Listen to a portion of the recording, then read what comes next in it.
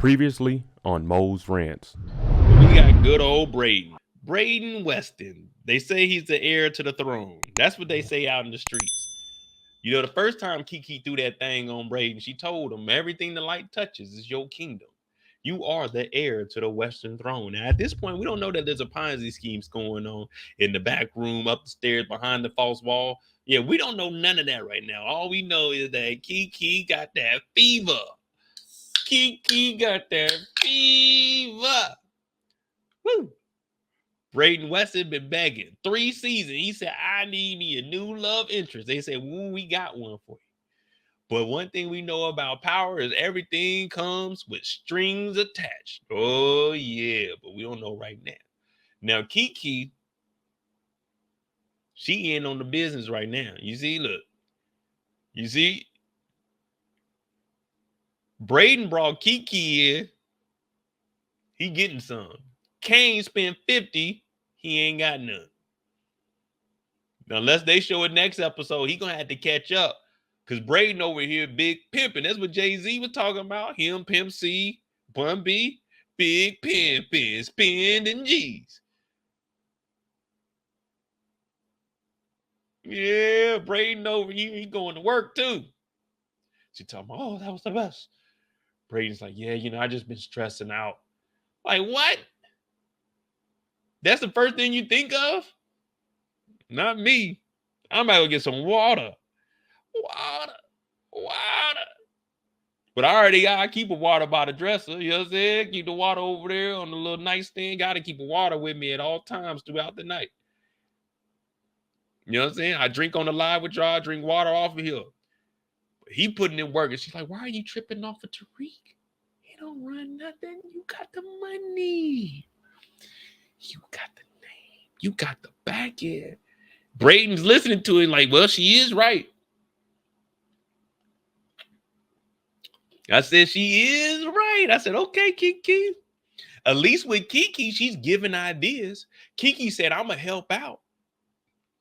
Kiki said, I won't end, Brayden. Brayden said, all right, as long as you help me. Effie, ungrateful ass, told Kane, 1 brick? I don't want your money.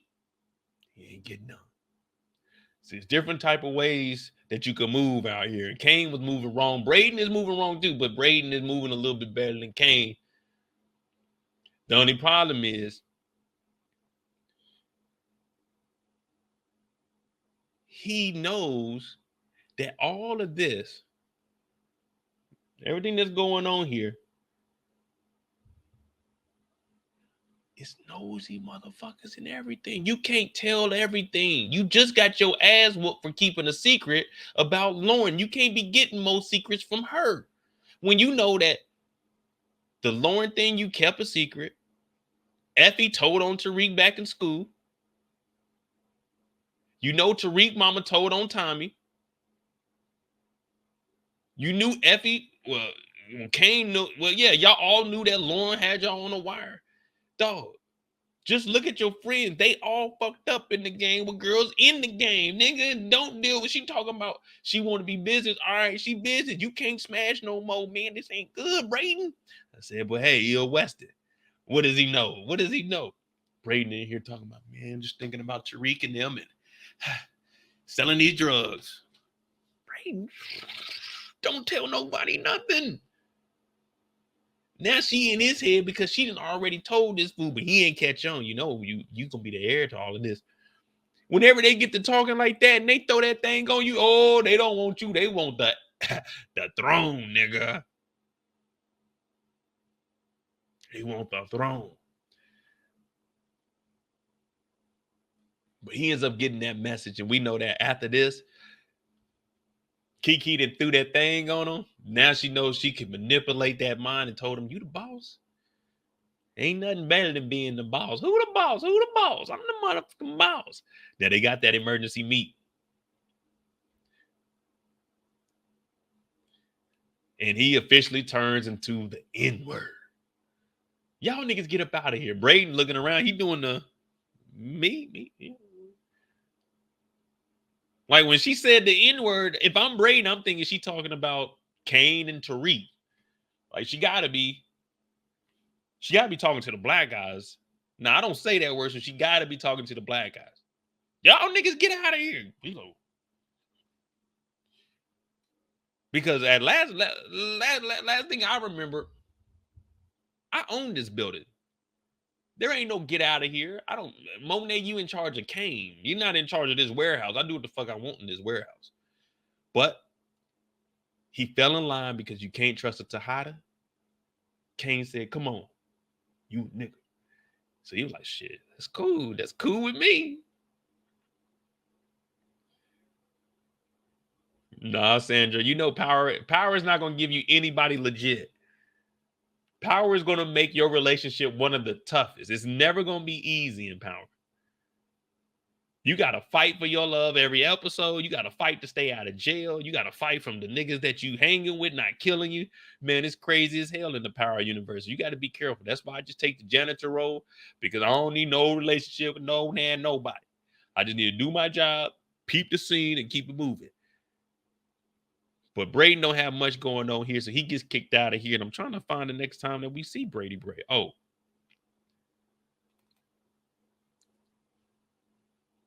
We see Brayden down in the basement. Now, they're supposed to be getting the crypto up, the crash coin. But they talking about, man, the servers are down, man. The servers are down. Brayden hears something going on outside. And what does he see? A classic sign of bullshit. You see anybody coming out with a big old trash bag like that, a shredded paper? Oh, yeah, you need to be questioning what the hell they got going on.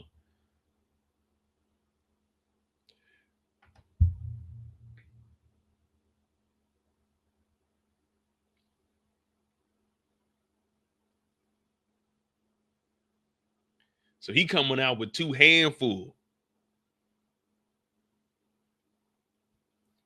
And I'm looking at it like, all right, what is he doing, man? He must just be, you know, at the end of the night, you just got to go empty the bins. You know what I'm saying? If you the last person in there, hey, make sure the shredder, make sure y'all dump that at the end of the night, man. Because we be coming in the morning to be like all clogged up and stuff. So make sure you dump that at the end of each night.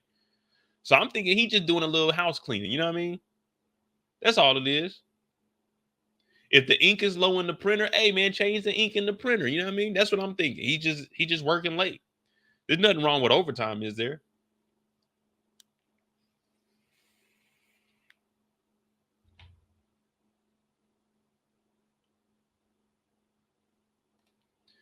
Do I think Weston Holdings will be in that Rico? Nah, I think they just gonna be trying to get Brayden and them out of there. I think they might get into some trouble with the SEC. I mean, I don't know how far they gonna go with this. Like, I'm thinking maybe RSJ will figure out that it was a scam or something. You know what I mean? I don't know how far they gonna go with it. But they brought it up for a reason to try to tie Lucas back in. But since we got rid of the Russians and we potentially got rid of the Castillo brothers, well, we don't know how that's gonna play out. I guess if you do this story for the last 3 episodes, it'll be cool so we can see how it ends. You know what I mean?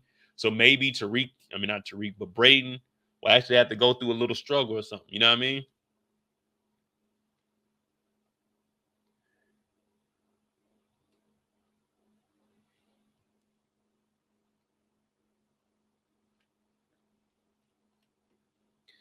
I think the 2 crash coin workers aren't going to let Lucas take the money and the coins. They will hold the upper hand, and now they're making money and believe their business is doing well. That is I didn't even think about it that way. They do have the upper hand here because Lucas, I mean, we haven't got to that part, but Lucas did say we're going to be using the crash coin and all that new money that you bringing in from your drug operation for us. But the crash coin employees, Lucas be talking bad to them. So they could easily say, man, we'll lock this whole motherfucking thing up, nigga. So, I mean, I don't know. If you went that direction, that'd be cool too. But for me, that would have to be, that's like a 4 or 5 episode thing. Unless they do something big where they like backdoor them or fire them or something. But no matter what you do to them, unless you kill them, like what we got going on in real life right now, all these crypto creators, they popping up dead. I mean, if they did something like that, I mean, it wouldn't be too far-fetched because we see it going on in real life. Fried honings.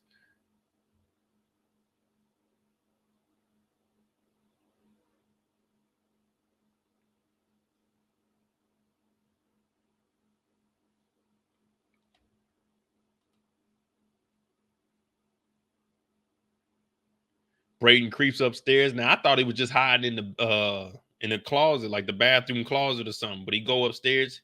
It looks eerily familiar. All his documents been shredded up. He goes over there and he finds the books, man. He finds the books. He's looking like, wait a minute, what the hell's going on here? What the hell's going on here? Anything up here, you already know something ain't right. If this office, why is this office up here? Why they do all of this to try to cover it up? But if you remember, Kiki said, I got the keys to all the floors.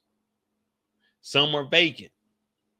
So now we might be seeing them moving product onto like the actual Weston Holdings. Like I'm talking big dope.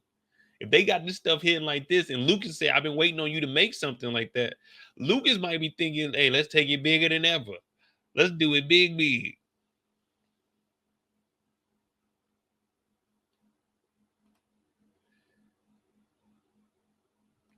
Now we're trying to see these numbers if we could put together anything, but it just looked like gibberish. Like standard, frame. But basically what they're doing, say it's Weston Holdings and then it's you. You bring your money in. Say you bring $1 million in.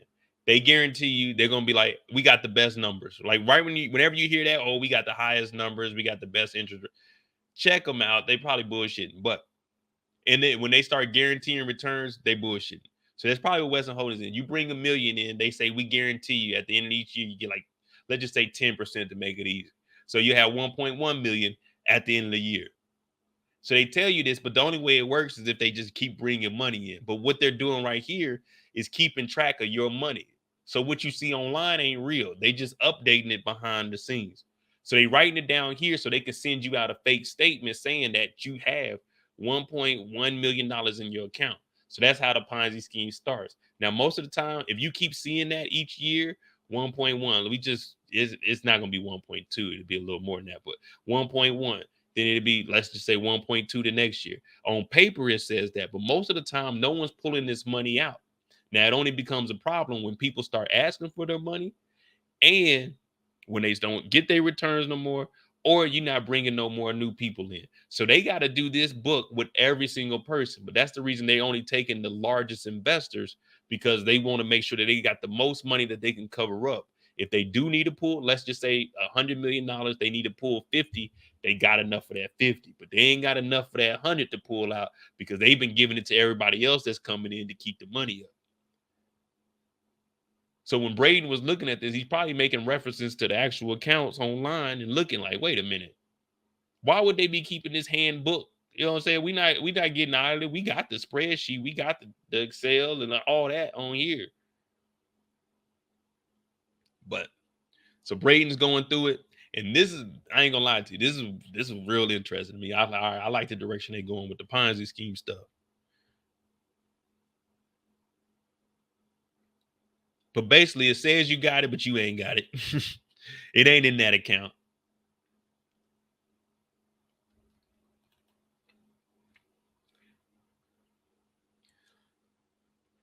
So he going over the books. Tariq talking about, man, what you doing here? Look, Brayden is going through all the books. All right, Brayden, I see you. I see you. Tariq coming in here mad. What you still doing here? He said, oh, I got a special project my uncle gave me. Tariq said, He said, yeah, you wouldn't know nothing about it. Get on out of here. But Brayden's trying to figure things out. Everybody's been thinking he was a half-smart chicken head. Whole time, Brayden is educated. He just ain't applying himself.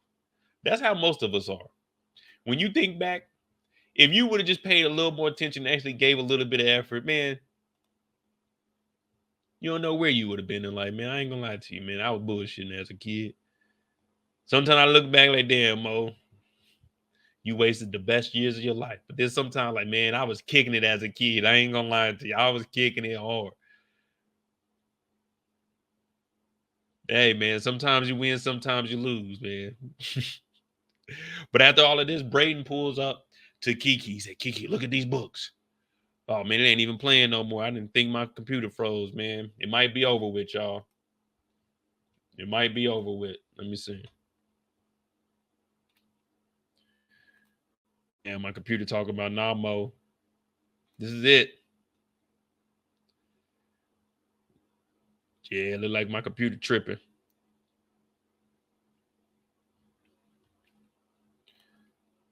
Yeah, man. Let me see. We all right though. We gonna bounce back. We still on the Brayden story. We got to go meet with Uncle Lucas. Oh, Uncle Lucas. So Tariq went over to talk to damn Kiki. He's like, "Hey Kiki, I need you to look at these books real quick." Yeah, my computer tripping. Hold on, let me see.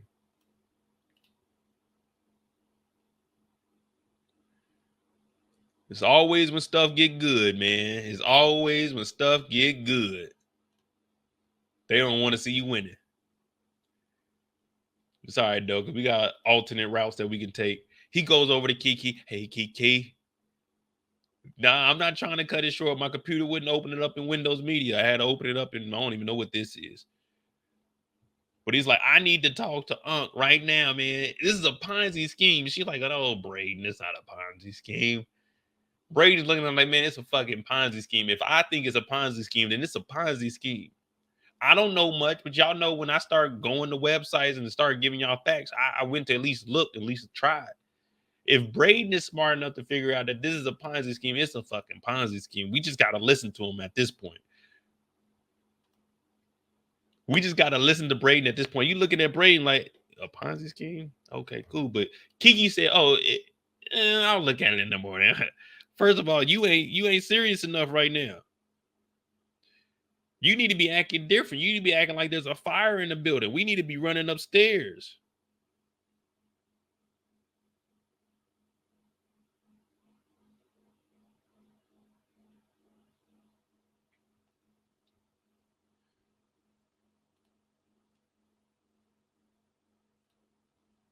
So they go ahead and they take it over to Lucas. Now Lucas is looking at it and he got that Rubik's Cube. That's what I'm gonna buy next week. I'm gonna have a Rubik's Cube. I'm gonna try to. I think I'm good enough to do a Rubik's Cube in probably like 4 minutes. I could probably do one in 4 minutes.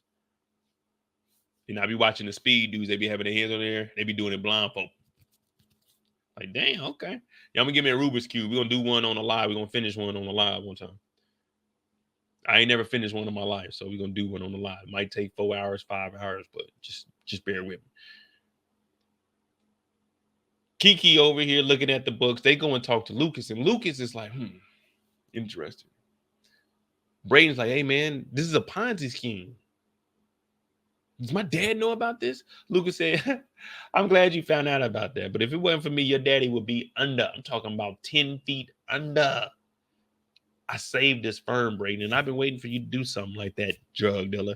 The little thing that you did, a little course correct, perfect. I don't know what it was called, but whatever you did, I needed you to do that. And that all cap, no frap. I know about your whole drug operation too. Now, Brayden is like, nigga, what? Does my dad know about this? He said, your dad don't need to know about this. Only a select few people plus you know about what's going on behind closed doors. Now, see, Brayden's pappy, that money coming in, he ain't double checking nothing because just like I told you, if you put $1 million in and at the end of the year, they talking about you got 1.1 million for him, why do I need to check it? Everybody else is happy, right? So he legit didn't know about it. And this happens in real life. It'll happen right up under your nose. Toucan Sam said, just follow your nose. And that's usually where it is. Brayden found out that the Weston Holdings is fraudulent. Westons ain't getting no money. Now they got old money, but this new money, they spending it a little bit too fast. Remember, Lucas said, oh, that's the helicopter. Let's get it. Y'all don't need no helicopter. That's one thing about these big Ponzi schemes. When they get into this shit, they start fucking up because now they living too extravagant. Like, come on, man.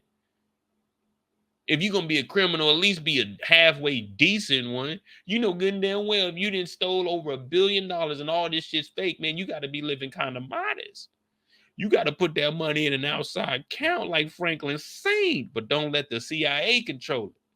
Yeah, you got to move a little bit smart. They be out here wilding out. What they say? Oh, shit, they bought a $20 million house. Like, damn, okay, the Westons is getting it. Little do we know, behind closed door, the Westons is frauds. Kiki been playing Brayden, and I always thought, I said she was a suspect. Oh, yeah, we got to put her on the board. Suspect. Yeah, that's her. Oh, we already got Kiki up there. My bad. We already got her up there. Uncle Lucas is up here too, but I don't think that they're going to find out about the Ponzi scheme. And that's the Brayden Weston story right there, man. Brayden Weston got sucked into the life of evil. When I tell you he didn't have a chance of making it in the streets, on the political side, he didn't have a chance, y'all. He didn't have a chance in hell. Now we got to start looking.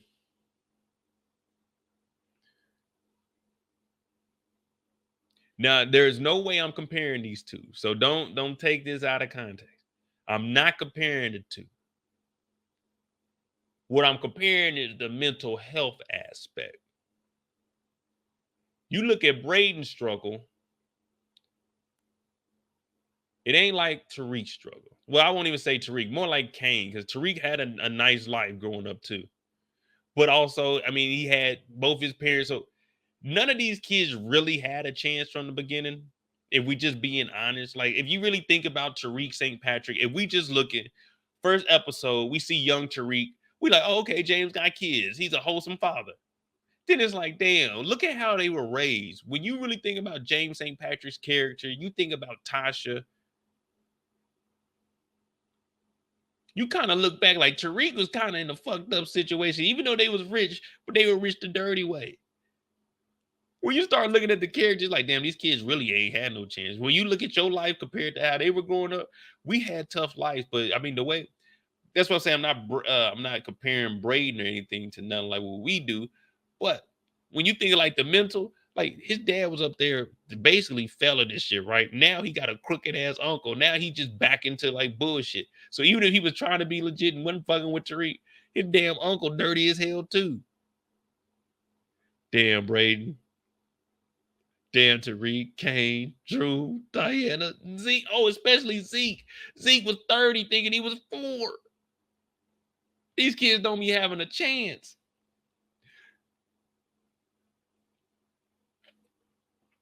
These ain't the obstacles they be talking about that are placed in front of you as a learning lesson. No, this shit hard right here. Pause.